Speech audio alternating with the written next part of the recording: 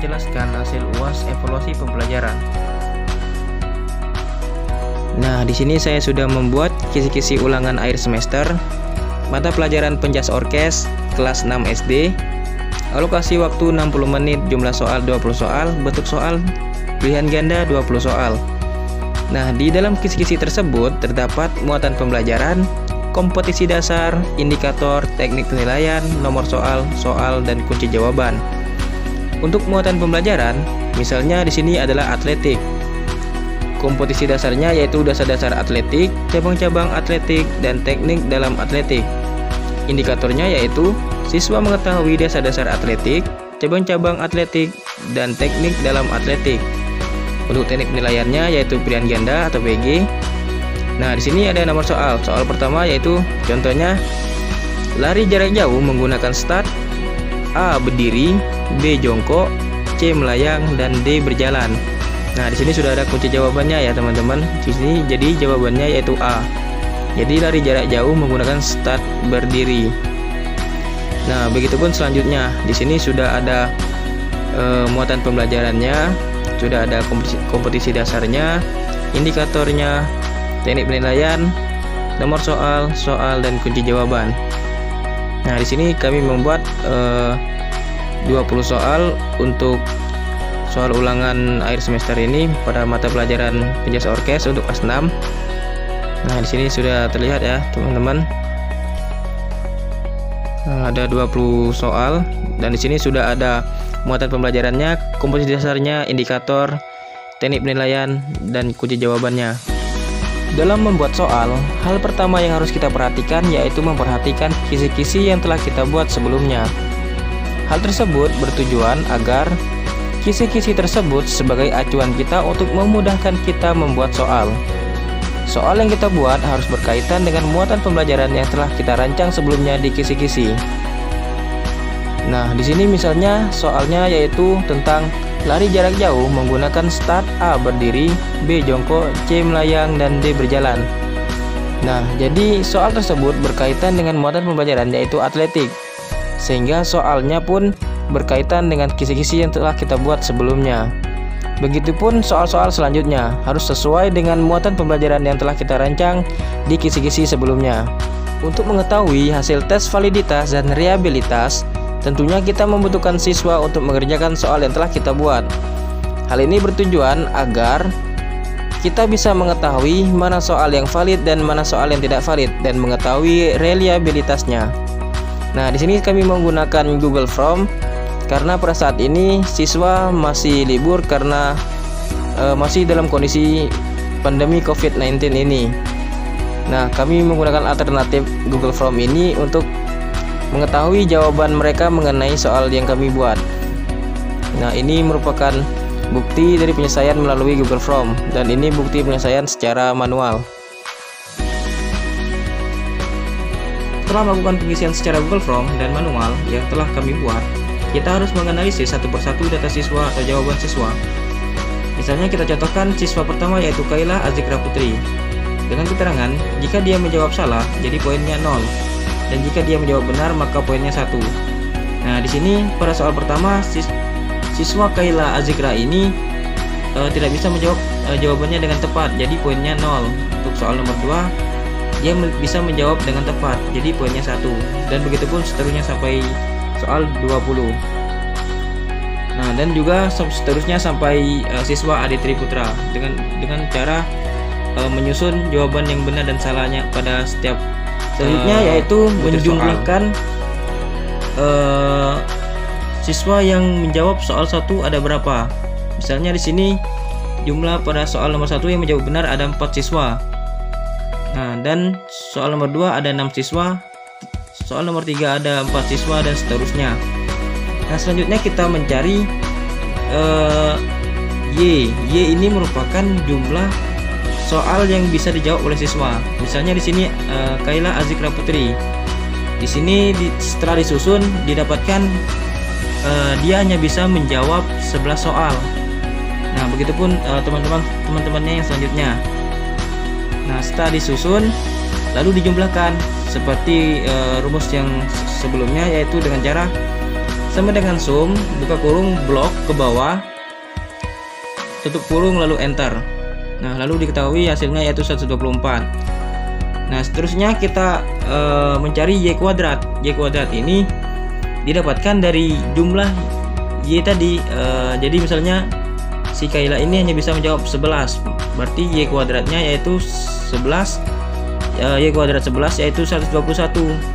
Nah, dan Alifa ini misalnya jawaban yang dia bisa jawab yaitu ada 8, lalu kuadrat dari 8 ini adalah 64. Nah, begitupun seterusnya.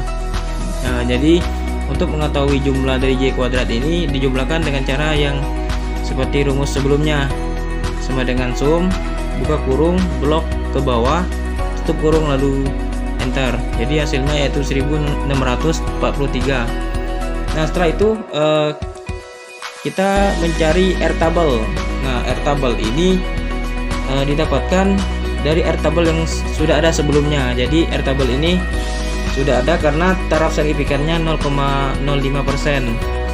Nah, dengan responden 10 siswa, jadi jika dilihat dari R-table-nya, jumlah responden ada 10 siswa tersebut didapatkan R-table-nya 0,63.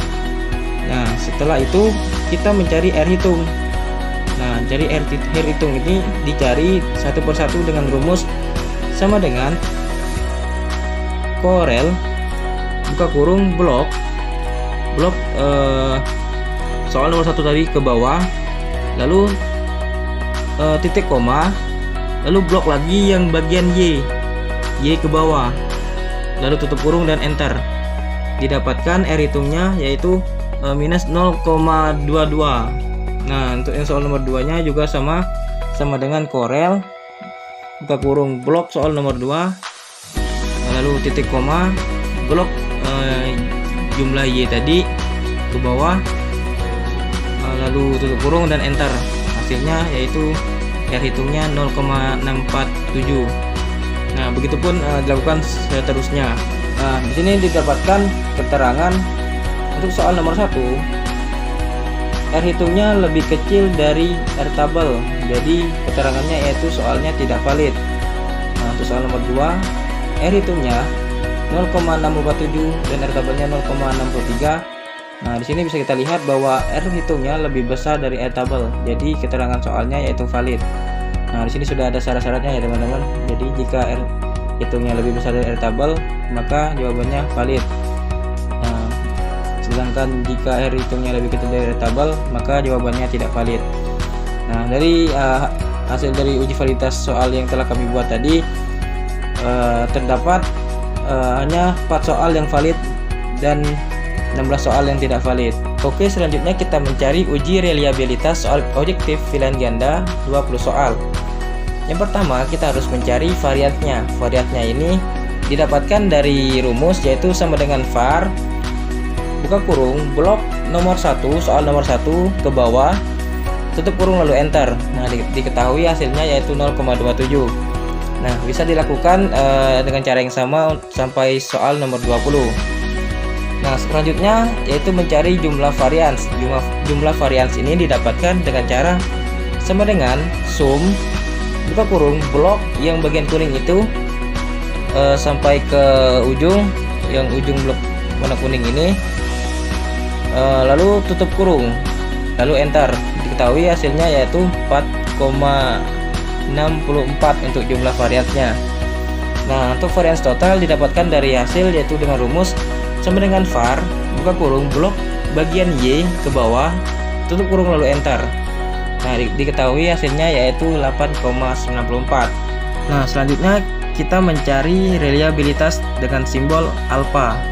Nah, untuk mencari reliabilitas ini dengan cara rumus alfa sama dengan buka kurung n per n kurang 1, tutup kurung bintang, buka kurung 1 kurang jumlah varian per varian total, tutup kurung. Nah, kita cari di sini buka kurung 10/9, tutup kurung bintang, buka kurung 1 kurang blok jumlah varian. Jadi bloknya varian itu kita blok, lalu per blok yang varian total, lalu tutup kurung dan enter. Nah, diketahui hasilnya yaitu 0,53. Nah, di sini sudah ada keterangannya, jika alfa lebih besar dari 0,90 maka reliabilitasnya sempurna. Jika alfa antara 0,70 sampai 0,90 maka reliabilitasnya tinggi. Jika alfa antara 0,50 sampai 0,70 maka reliabilitasnya moderat atau cukup. Jika alfa lebih kecil dari 0,50 maka reliabilitasnya rendah. Nah, jadi kesimpulannya reliabilitas ini didapatkan bahwa soal yang kami buat itu reliabilitasnya moderat atau cukup. Nah, kesimpulan dari materi yang telah kami jelaskan ini didapatkan bahwa dalam membuat soal yang harus diperhatikan terlebih dahulu ialah dengan menentukan kisi-kisi sebagai acuan yang dapat memudahkan seorang guru dalam menentukan materi apa yang dapat mereka buatkan soal yang tentunya sesuai dengan kisi-kisi yang telah dibuatkan sebelumnya. Kami membuat soal dari kisi-kisi yang kami buat sebelumnya sebanyak 20 soal berbentuk pilihan ganda atau objective test. Objective test adalah tes yang dalam pemeriksaannya dapat dilakukan secara objektif. Siapapun yang mengoreksi jawaban tes objektif, hasilnya akan sama karena kunci jawabannya sudah jelas dan pasti. Untuk menganalisis hasil tes validitas dan reliabilitas, diketahui bahwa jika suatu butir soal dapat dikatakan valid atau tidaknya berdasarkan kepada R hitung lebih besar dari L tabel atau sebaliknya. Dari data di atas diperoleh 4 butir soal yang valid dan 16 butir soal yang tidak valid.